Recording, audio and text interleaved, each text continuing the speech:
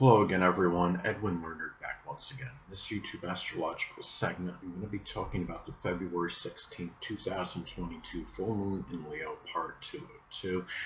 It's important to look at the electional aspects this transit makes, as this could impact its delineation and interpretation. This is going to make a tight inconjunct aspect to Pluto in Capricorn. Now, inconjuncts can often require adjustments. The full moon in Leo can suggest expressing a declaration of wanting to be maybe a little more extravagant, at least not to the point necessarily when you're going bankrupt or anything, but maybe just being able to splurge a little bit more.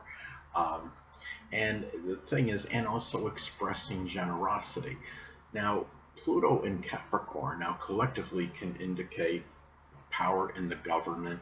Um, Pluto is also associated with taxes, and again, Capricorn is connected with the government. Now, there may be an over concern with having money to pay taxes, or it could be an overemphasis on spending freely and extravagantly now, and on enjoyment and partying, which is connected with Leo.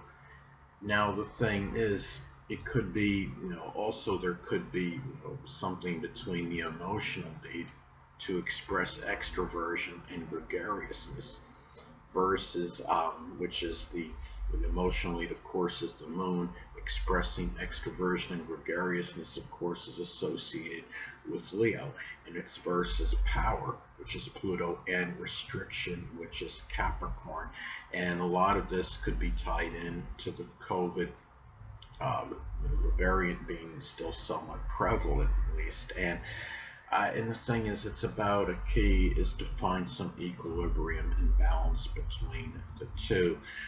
Many people, because of this COVID variant, again, being somewhat prominent and prevalent at this time, may have certain reluctance, to go out and be doing anything, as much as far as socializing or, being more extroverted, basically. But at the same time, there might be too much of a focus on, the power, just generally in power, which is, power in restriction and being inhibited in going out and doing these things. And I think what this can be about is to try to find some balance between the two at this time. And the thing is, too, I want to also state that the other electional transits can be important as well, as they can be intensified and amplified due to the fact that they're taking place at the same time as this full moon in Leo. Now, there will be a tight conjunction between Venus and Mars in Capricorn. Now, this could be a time where many may want to take action, which is Mars in a relationship, which is Venus. And being in Capricorn, it may be one that may be more serious. It could be with an older person. You may desire a connection with someone that is structured, disciplined, responsible, and consistent. Now, I think this can also be an indicator of spending, which is Venus, and it could be on military weapons, which is Mars is connected with weapons, the military, and associated with the government. And that, of course, is Capricorn. Now, the full moon is also about revelations and unveilings. And I would say the fact that maybe more people find out at this time that something an exorbitant and extravagant, which is Leo, amount of money, which is Venus, that the government may have been spending on this. And again, the government being connected with Capricorn. Now, another thing, too, is it's important to look at other transits to your natal chart at this time, because they will be amplified and intensified since they are taking place at the same time as this full moon. Now, I'm going to go say what I'm going to be getting at this time. Now, at this time, I'm going to have transit Mercury in Aquarius will be in my 10th house, and it's going to make an inconjunct to my natal Mercury in Cancer, which is in the second house. Now, again, as I stated before, inconjuncts can often require an adjustment, and there may be too much or too little of something when you're talking about an inconjunct aspect. Now, Mercury in Aquarius can be about futuristic and progressive thinking. Now, my natal, my Mercury in Cancer, may dwell in the past. Now, for me, this may manifest in too much thinking regarding, something astrological, which is Aquarius, communications, which is Mercury, which can be career-oriented, connected with the 10th house, and not enough communicating, perhaps with those that were prominent in my past, which is Cancer, and those that I may have valued, which is the second house, or it could be the other way, vice versa. Now, what's interesting at this time, okay, I'd say a somewhat notable event on this day, there's going to be that show that's entitled The Chase. Some of you may have heard of it, and it reaches its season finale. Now, there'll be somebody that has been perceived as a genius in trivia and quizzing. His name is Ken Jennings. I believe is a renowned contestant on Jeopardy. Now, there'll be somebody, again, that has been perceived as a genius in trivia and quizzes, Ken Jennings, and 3 contestants, I believe it's 3, are going to go up against him and attempt to defeat him at this time by answering questions at rapid speed. Now, ironically enough, the website I saw this post on has a YouTube video, which is a clip associated with this game show, and it's entitled Meet the Beast. Leo is often referred to as the king of the beasts. Very ironic, and that, of course, is where the full moon is going to reside.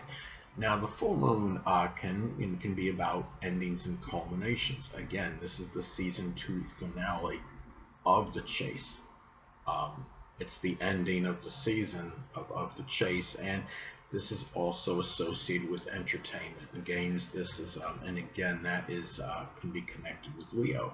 Now, with Mercury having just entered Aquarius, this could be an opportune time to be a genius on the show. I would say, even against going, I believe it's Quicksilver, Sun, and Gemini, Ken Jennings, good luck on that. But anyway, another thing I wanted to state, Dr. Fauci said he was confident. Leo is about confidence, of course, and self-assuredness, that this COVID-19, the Omicron, the variant, would peak around mid-February. Now, the full moon in Leo, of course, is on February 16, 2022, and I would consider that a day that falls in the middle part of February. Now, full moons in astrology, again, could represent endings, culminations, completions. Now, maybe this signifies that the worst part of this will be over around this time. Maybe it'll peak right around this time, and then it'll start to go on a decline. Now, with the full moon being in Leo, this could be about many people, again, may be very tired, full, so to speak, exasperated, just at the fact that they couldn't be as gregarious and extroverted as they wanted to be.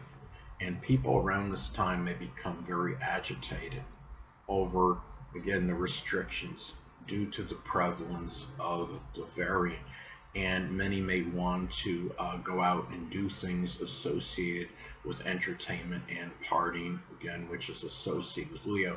Now, with Mercury recently transitioning into Aquarius, many people may desire to begin socializing in groups and clubs again, and integrate themselves with society once more, or at least more so than usual. Remember, Mercury in Aquarius can manifest in more progressive, futuristic thinking.